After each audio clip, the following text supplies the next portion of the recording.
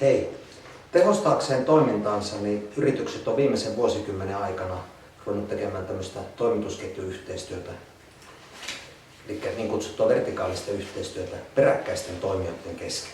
Mutta vasta aivan muutamana viime vuonna niin yritykset on myös havainnut mahdollisuuden tehdä yhteistyötä jopa kilpailevien yritysten kesken.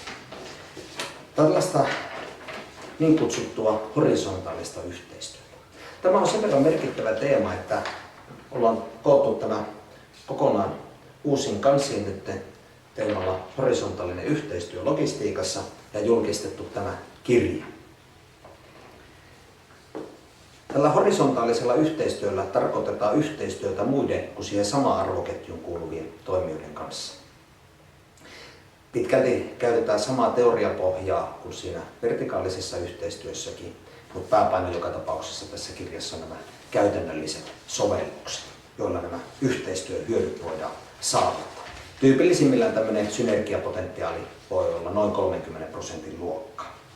Horisontaalinen yhteistyö onkin nopein keino kustannussäästöihin ja aika usein samanaikaisesti sitä palveluastetta pystytään parantamaan.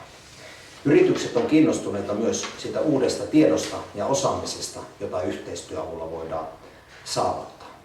Horisontaalinen yhteistyö voi myös merkittävällä tavalla pienentää päästöjä ja sillä on muita positiivisia yhteiskunnallisia vaikutuksia. Kaiken kaikkiaan tässä teoksessa kuvataan laajasti logistiikan toimintakentässä tapahtuvia muutoksia. Ja tämä teos on tarkoitettu oppikirjaksi korkeakoulujen syventäviin opintoihin, hanketoimijoille, logistiikan johto-, kehittämis- ja asiantuntijatehtävissä toimiville henkilöille. Tätä kirjaa on saatavana fyysisesti meiltä Limova ry:ltä sekä logistiikkamaailma.fi-sivustolta. Olemme mielellämme mukana keskusteluissa ja näiden toimintamallien luomisessa ja käytäntöön ottamisessa myös teidän kanssa.